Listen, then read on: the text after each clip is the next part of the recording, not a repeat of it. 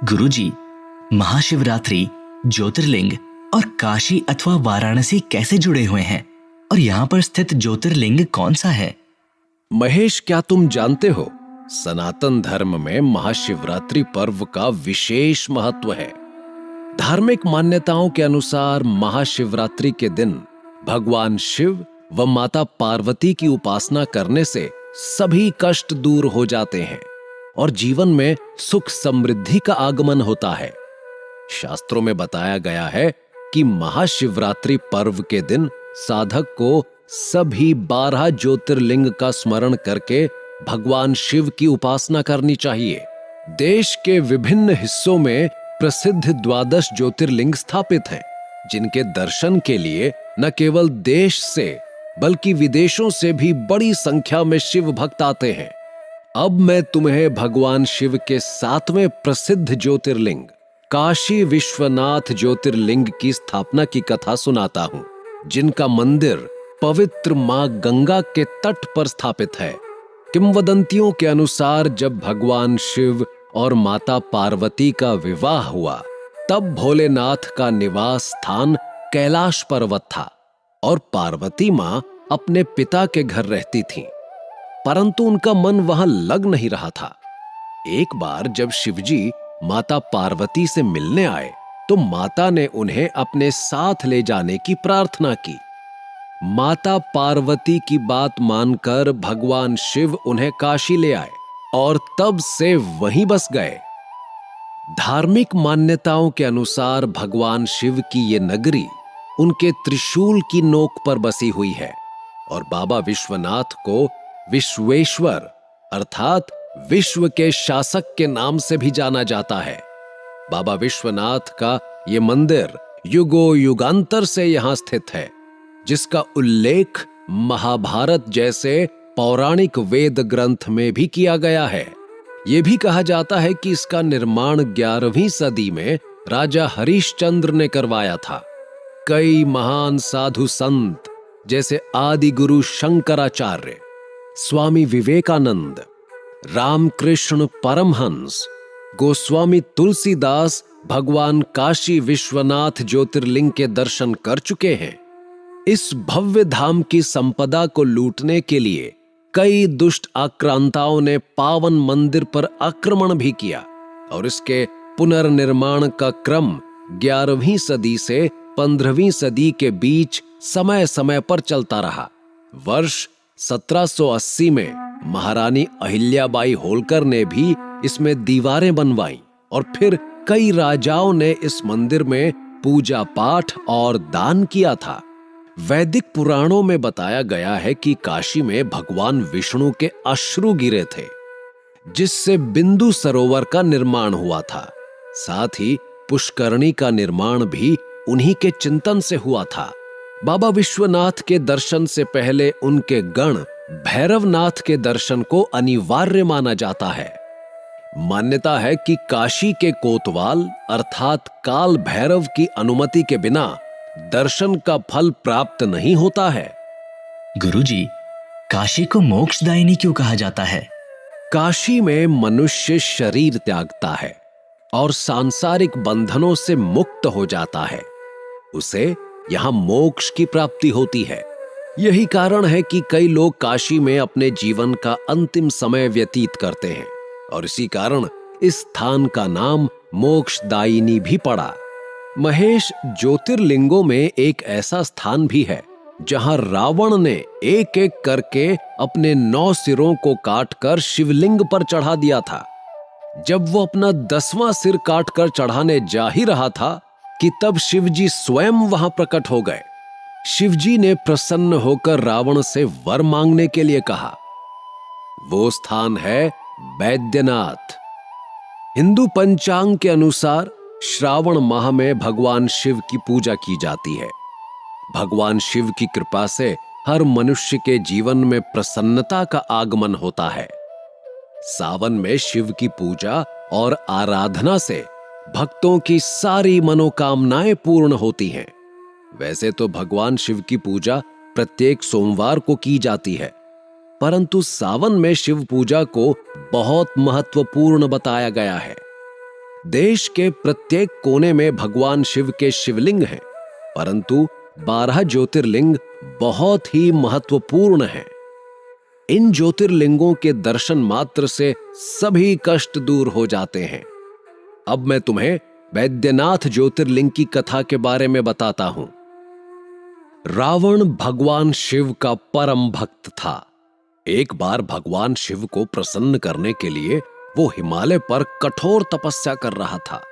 आहुति के लिए उसने एक एक करके अपने 9 सिरों को काटकर शिवलिंग पर बलिदान कर चढ़ा दिया। वो चाहता था कि स्वयं भगवान शिव उसके साथ लंका चलकर रहें।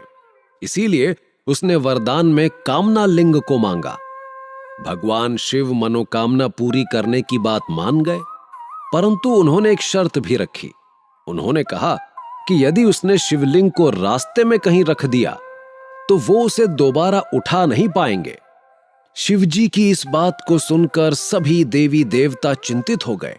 रावण महाबलशाली और बुद्धिमान था और कभी हार नहीं मानता था। इस बात से डरकर सभी देवता इस समस्या को दूर करने के लिए भगवान विष्णु के पास पहुंच गए।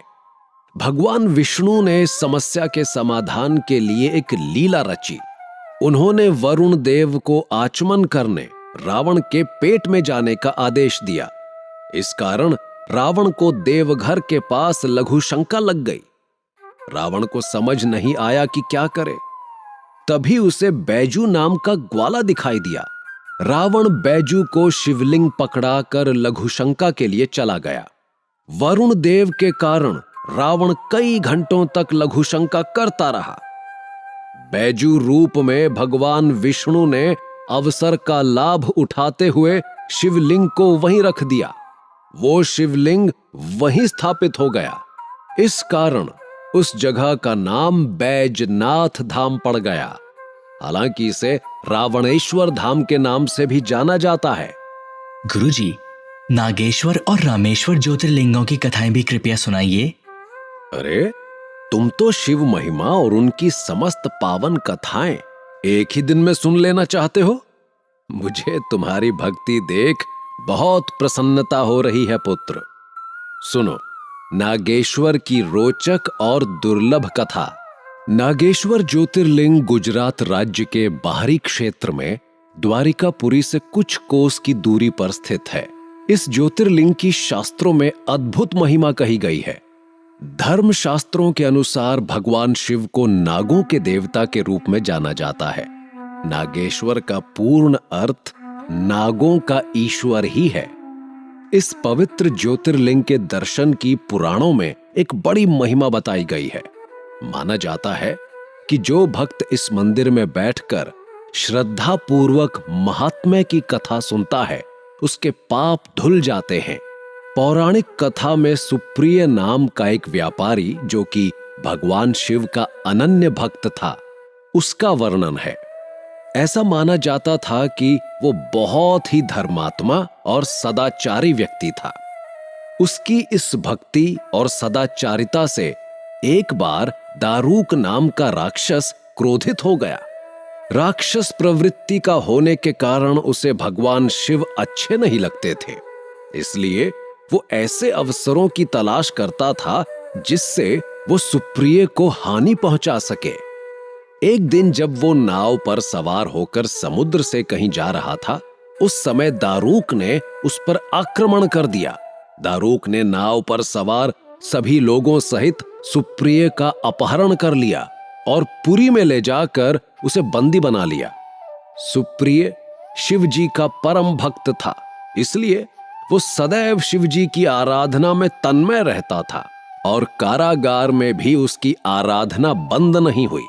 उसने अपने अन्य साथियों को भी शंकर जी की आराधना के प्रति जागरूक किया और वे सब शिव भक्त बन गए। कारागार में शिव भक्ति का ही बोलबाला हो गया। जब इसकी सूचना राक्षस दारूक को मिली तो वो क्रोध में उबल उठा। वो सुप्रिय के पास कारागार में पहुंचा, जहां उस समय वो पूजा और ध्यान में मग्न था। राक्षस ने उसी ध्यान मुद्रा में उस पर क्रोध करना प्रारंभ कर दिया। परंतु इसका कोई भी असर सुप्रिय पर नहीं पड़ा। तंग आकर राक्षस ने अपने अनुचरों से कहा कि वे व्यापारी को मार डालें। ये आदेश भी व्यापारी को विचलित ना कर सका। इस पर भी व्यापारी अपनी और अपने साथियों की मुक्ति के लिए भगवान शिव से प्रार्थना करने लगा। उसकी भक्ति से प्रसन्न होकर भगवान शिव उसी कारागार में एक ज्योतिर्लिंग रूप में प्रकट हुए। भगवान शिव ने व्यापारी सुप्रिय को पाशुपत अस्त्र प्रदान किया ताकि वो अपनी रक्षा कर सके। इस अस्त्र से सुप्रिय ने राक्षस दारूक तथा उसके अनुचरों का वध कर दिया। उसी समय से भगवान शिव के इस ज्योतिर्लिंग का नाम नागेश्वर के नाम से प्रसिद्ध हुआ। नागेश्वर ज्योतिर्लिंग के अतिरिक्त नागेश्वर नाम से 2 अन्य शिवलिंगों की भी चर्चा ग्रंथों में प्राप्त होती है।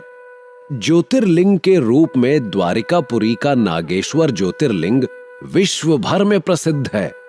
द्वारिकापुरी के नागेश्वर ज्योतिर्लिंग के परिसर में भगवान शिव की ध्यान मुद्रा में एक बड़ी ही मनमोहक अति विशाल प्रतिमा है, जिसके कारण मंदिर 3 कोस की दूरी से ही दिखाई देने लगता है। ये मूर्ति बहुत ऊंची और चौड़ी है। मुख्य द्वार साधारण परंतु सुंदर है। अंत में भारत के दक्षिण में स्थित पावन रामेश्वर ज्योतिर्लिंग का भी बहुत महत्व है।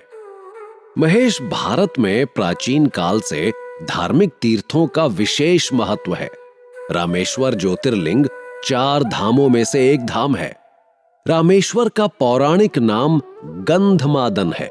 जिस प्रकार भारत के उत्तर में काशी का विशेष स्थान है, रामेश्वरम तमिलनाडु राज्य के चेन्नई से भारत के दक्षिण छोर पर स्थित है।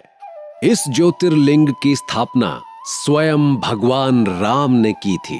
पौराणिक ग्रंथों के अनुसार जब भगवान श्री राम लंका पर आक्रमण करने जा रहे थे, तब उन्होंने समुद्र के किनारे शिवलिंग बनाकर उसकी पूजा अर्चना की थी। शिव को भगवान राम अपना आराध्य देवता मानते हैं। इसीलिए युद्ध से पहले भगवान राम ने शिव की पूजा की। इसी को रामेश्वरम कहा गया।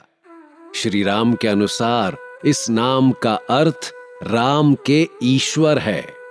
कहा जाता है कि परम शिव भक्त और महाबलशाली महाब्राह्मण लंकापति रावण को शिव का वरदान प्राप्त था कि कोई उसका वध नहीं कर सकता, और एक परम भक्त का वध करने से पहले, अपने क्षत्रिय धर्म का पालन करने से पहले, श्री राम ने महादेव से इस कार्य की अनुमति लेने के लिए उनकी रामेश्वरम में स्तुति की और तपस्या की, शिवलिंग की स्थापना की और उनका पूजन किया, और इसी कारण श्री राम के नाम पर इस ज्योतिर्लिंग का नाम पड़ा।